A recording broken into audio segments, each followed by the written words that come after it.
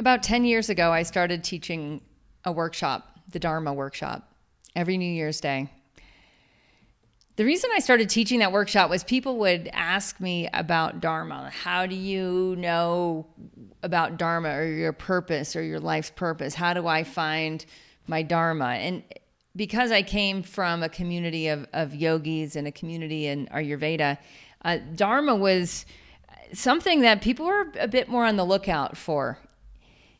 What we see more now of, or what I see more now of, is people just feel like their life isn't necessarily in deep alignment with maybe what they felt or thought it would be like as a child, like what their life could become.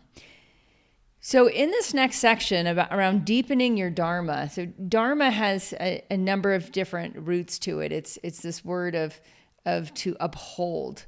It's a word around duty.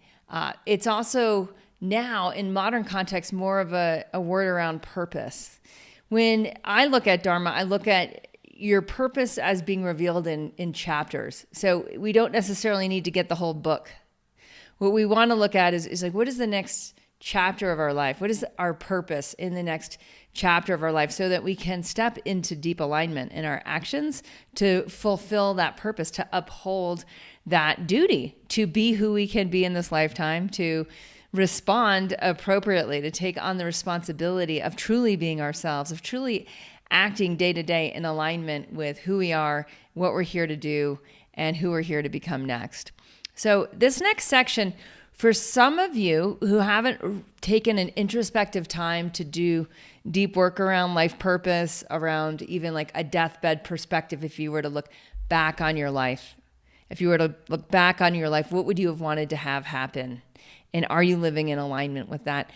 You're going to go through a number of different workshops in this section around your purpose, around your values, around where you want to be and the current status quo, around what Vishaan Lakhiani of Mind Valley calls BRULES, and the BRULES test, or BRULES stand for bullshit rules. If you're currently living according to somebody else's rules, that might really help you. That exercise in there might really help you. There's also an exercise around what you want to experience, how you want to grow, and what you want to contribute. And this experience, grow, contribute is a reflection of the three cores of what enables someone to tap into a deeply meaningful life. The highest value, the highest rung of the value ladder that humans experience is meaning. We want to live a life of meaning. It goes even beyond pleasure or happiness, is meaningfulness. And so experience, grow, contribute will help you tap into that meaningfulness. And there's another exercise in there on 3, 2, 1 of Dharma, of getting a first, second, and third person perspective of your own Dharma. All of these different exercises are to help you tap into what is your Dharma? What is your Dharma just in the next chapter of your life? What are some of the reoccurring themes in the book of your Dharma? It's to break down something that might feel intimidating or inaccessible and to bring that more into accessibility.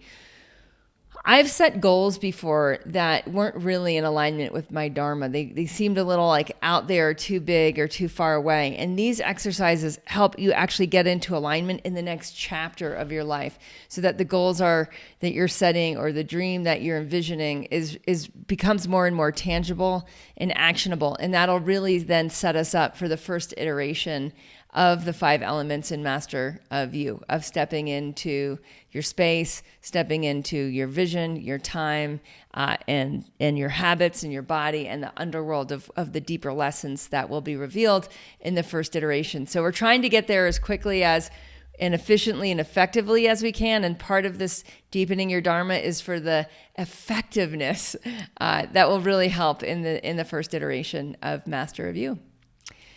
So you can either fly through these exercises and do them bam, bam, bam, bam, bam, bam, bam, or you can take a little bit more time. Pacing's up to you. I do recommend more of the flying through it, of just schedule maybe a day and just have it be a Dharma day and listen to these exercises and write them out and reflect and just get it done. Because, that's often I find the most effective way is doing it that way instead of dragging it out. But find your own way and your own timing. Enjoy this process of deepening your Dharma.